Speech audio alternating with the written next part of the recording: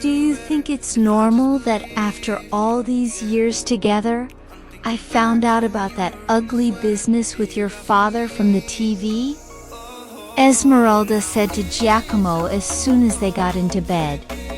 She was sitting up against the headboard with a book in her hands, while he lay on his left side, trying to fall asleep. Her husband turned onto his back and, before answering Esmeralda, gazed up at the ceiling in the dim light of the bedside lamp. Giacomo thought the whole concept of investigative secrecy was a complete joke. Sensitive personal information gets fed to the public with such ease and speed. I never imagined it. I couldn't believe it when I saw it happening to others on TV. And now I'm experiencing it firsthand, he reflected ruefully. Well, don't you have anything to say to me? I never told you because my brothers and I made a sort of blood pact not to tarnish our father Vittorio's memory. Even their wives don't know about it, believe me. Esmeralda set the book, which she hadn't actually been reading anyway, on her lap and shook her head, clearly unconvinced by her husband's last statement. Didn't you consider that your brothers' families, and our Alessia too, might be in danger? And you and I? Of course, my dear. In fact, tomorrow afternoon, Saturday, I'm meeting all my brothers at Stefano's place.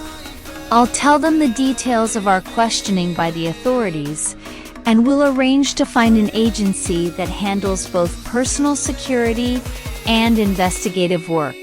As you well know, we can't fully rely on the Carabinieri, certainly not.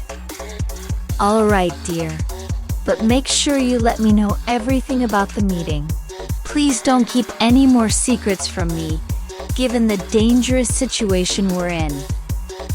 Of course, my dear, Giacomo said, turning toward his wife with a smile. He let out a big yawn toward the ceiling, without covering his mouth, and turned back onto his left side to go to sleep. Esmeralda shook her head, took off her glasses, and set her book on the nightstand. She lay down on her right side, turning her back to her husband, and switched off the light, hoping to fall asleep. In another bedroom, hundreds of kilometers away, Longobucco and Martina had just made love. The former RIS chief was in dire need of passionate affection, gentle caresses upon his skin, like 1,000 musical notes from an opera by Wolfgang Amadeus Mozart, made him completely forget the bitterness he had endured in Magenta. The many kisses and the fulfilling sex faded away like a magnificent rainbow after a storm. There was a longing to repeat the experience, yet the realization remained that it would not happen immediately.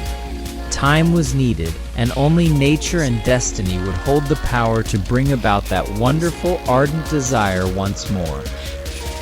And the relentless, ominous gloom returned to take hold of Longobucco. I'm scared, Martina. I'm terrified, for you, but above all for our son, Luca. It's a fear I've never felt in my life, even after everything I've been through and witnessed during my career as an RIS chief. Martina was incredulous. It was the first time since she had started a relationship with Salvatore that she had heard him utter the word fear. She had been absolutely convinced that such a word was categorically absent from her partner's personal vocabulary. Go on, the woman said, caressing the man's hairy chest and nipples. This mad killer, who has forced me back into action, essentially back on the front lines, and on his own turf no less, a terrain riddled with treacherous Mephistophelian minds, terrifies me. It terrifies me deeply. Just think, These past few nights, I've often dreamt of the killer in the Shrek mask chasing Luca as he fled, while I ran to his rescue but remained rooted to the spot. The harder I ran, the further away they drifted until they vanished from sight. Hearing those words, fear and terror, but above all the brief description of that harrowing dream featuring their little Luca, gave Martina goosebumps.